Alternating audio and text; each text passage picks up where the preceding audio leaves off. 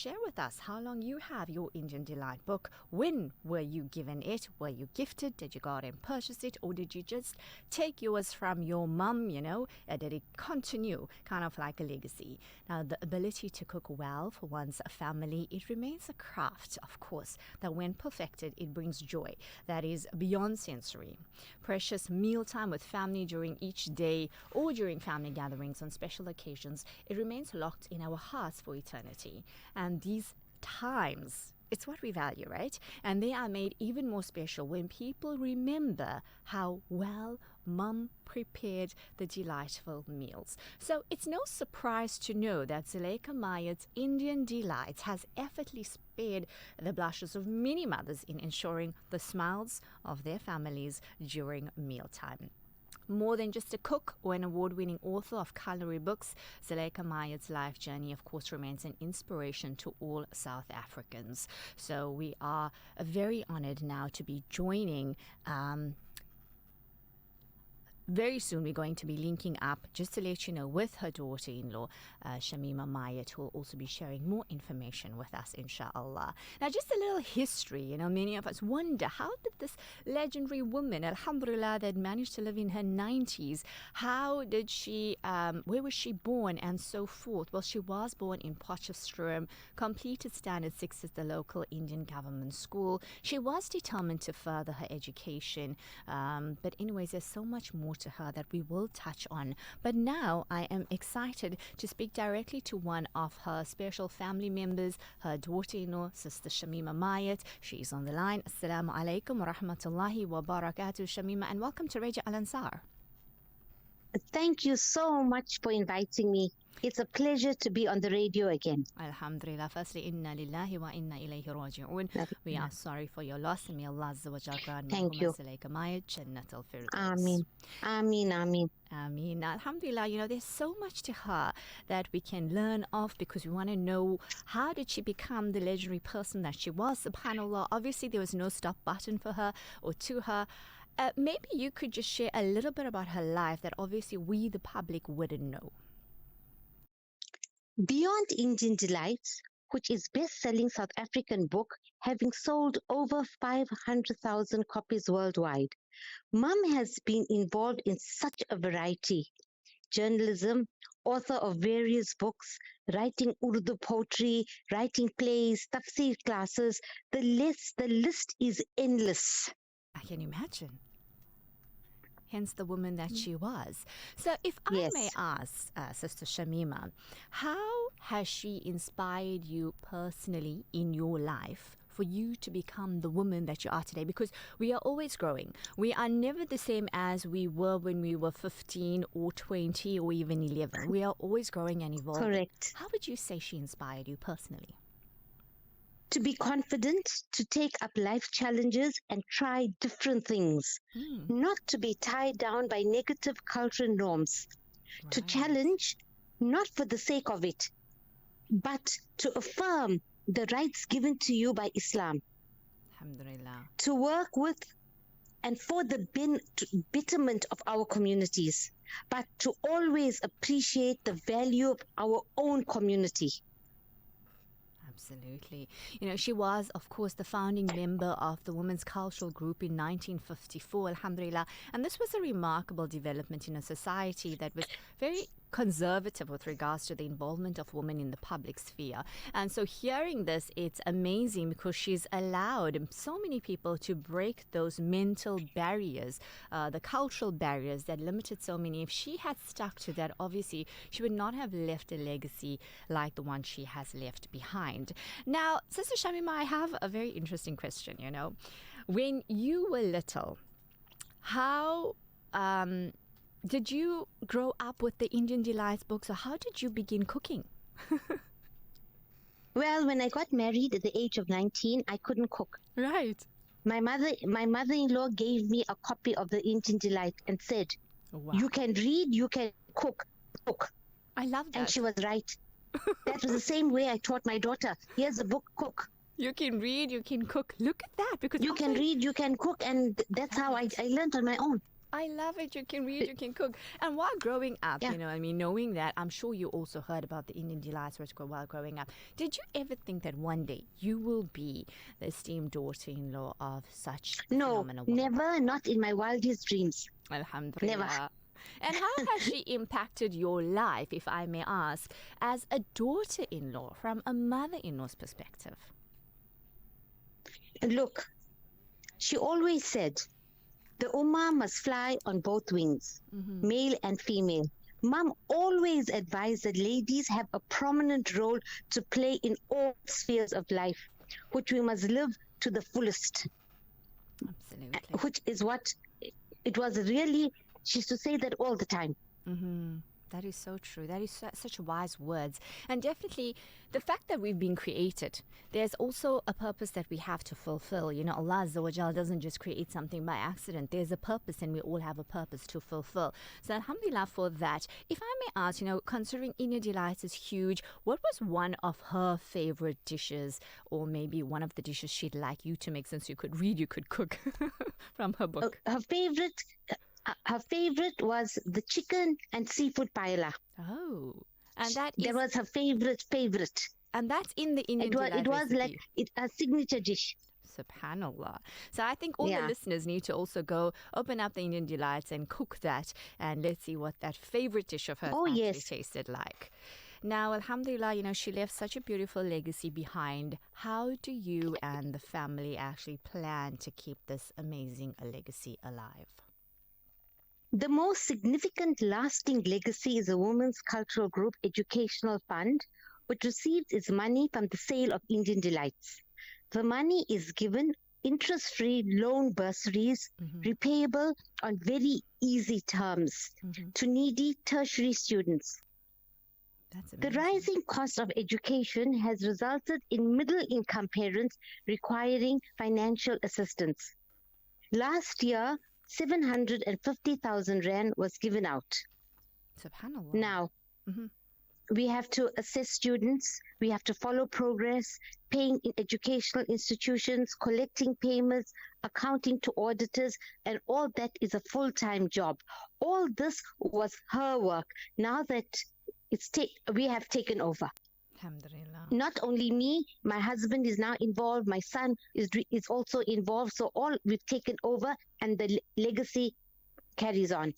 Alhamdulillah. That's absolutely beautiful. And to see that from this book that many people have gained such value from, because we know, everything, let's be honest, when it comes to food, everybody's happy. When it comes to food, we all jump. Say there's food at a function, we there. The function doesn't have but food. Everything is so expensive. That's so true. And talking about food, they say they often say to a man's tummy, right? But I think to anybody's heart is wonderful food. So talking about food and how she's had the ability to inspire so many women who didn't know how to cook. I like that one. You can read, you can cook, and now I'm sure you are an amazing cook as well. And then from the proceeds of that, subhanAllah, doing such amazing work where people who probably thought that they didn't have a future, now with education, they can then, it's like the sky is the limit. The world is your oyster, and she's given them that ability. Correct. So, alhamdulillah, that you guys, the family will be continuing with that. May Allah bless you with afiyah. No. 100%. We'll have to continue. Alhamdulillah. Now, I want to know, I love that one. I think I'm going to use it for my daughter as well. You can read, you can cook. I'm just going to give her one of these books. Now, taking from her famous quotes that you obviously know many, what is your take-home message for our urban women listeners this morning?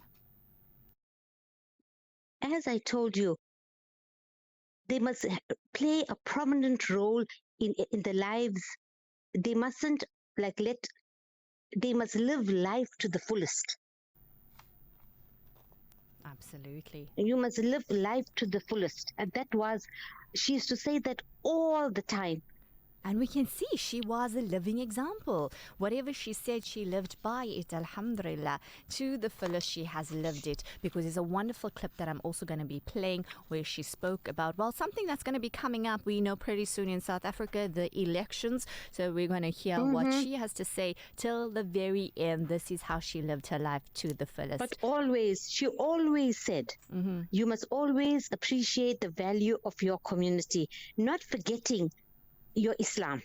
Alhamdulillah. She was a Absolutely. firm believer in that. Alhamdulillah. And I think we all do that. Absolutely. You too. I can see that. Alhamdulillah. It's like you cannot live separately, because anything other than that, I would say, is going against our natural fitrah. You have to go back to our deen and fulfill the reason why we're here, if we obviously want the ultimate success. So we make a special dua for Sister Marhuma Zuleikha Mayat, who has done such amazing work until today. It's like it's a thawab jariyah, because she's still benefiting lives from all of that. Her work is still continuing, alhamdulillah, and it doesn't end. And may all of that be a means of her benefit and her blessings in the akhirah. May Allah Azza wa Jal reward you and your family, grant you all sabr and jameel as well, and bless you with afiyah. Jazakallah khair for your time, Sister Shamima. Thank you. Thank you for having me. I must say thank you to you. It's an absolute pleasure. Jazakallah khair once again. Assalamu alaikum wa rahmatullahi wa alaikum salam. Wa alaikum salam. So live life to the fullest. You heard it. And did Marhuma Zuleikha Mayat actually live life to the fullest? Well, indeed. Let's listen to this wonderful clip of a video that was taken of her at the election poll. This is Dr. Zuleikha Mayat, an activist and also the author of The Indian Delights. At 96 years of age. Mayat, why did you come in person and not take the option of the special vote? I hoped that if people saw me coming here, they would be inspired to think that, look, if she can do it, we can also do it at our age, young or old. And it is so important for everybody to take part in these elections. Look, life is full of challenges. You either avoid it or you face it face front. To avoid it is cowardly. But to take up the challenge and do something about it, then you have accomplished something. Look, when I think of those trillions of money that's going into the wrong pockets, when I think of the poverty on the other side, then I think which time we got rid of the people who were robbing the country of their resources. You've been an inspiration to all. Thank you. Alhamdulillah, indeed, an inspiration to all. And as she encouraged us, life is full of challenges. And as South Africans, what do? We love to sit back and we love to complain. This is not right, that's not right. But here's our opportunity. I think it's a little bit catchy because we wonder who is the right party to vote for. May Allah Azza wa Jal guide us, and may Allah Azza wa Jal, let this country be in a manner that will be beneficial to everybody, all of us citizens. But of course, that's all we can do is make dua and make effort and be proactive. So as she says, life is full of challenges. You can either avoid it, which will be cowardly, or you can embrace it and be the change, be the difference. So elections coming up, hey, that was a nice reminder for us to know, don't sit back.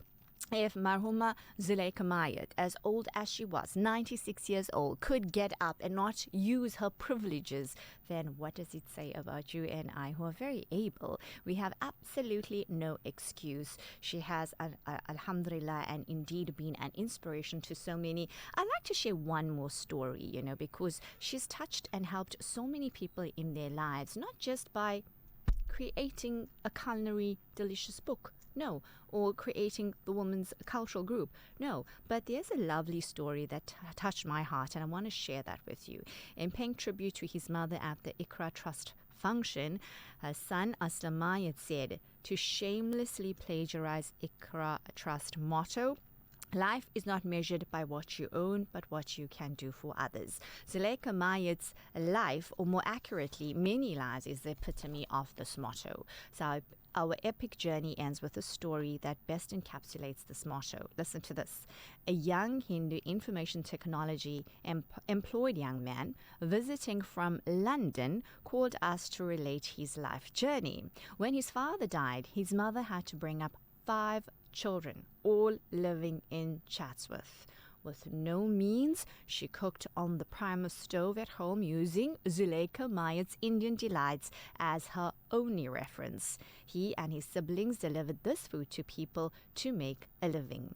That income saw all of them through university. All of them are successfully employed overseas. He just had to meet and take a selfie with this woman to whom his family owed so much. As I read this, I have to say my hair is standing. Mum's inspirational speech was about rising up to challenges, and clearly we have heard that in her video. So it was about rising up to challenges placed in the days of your life.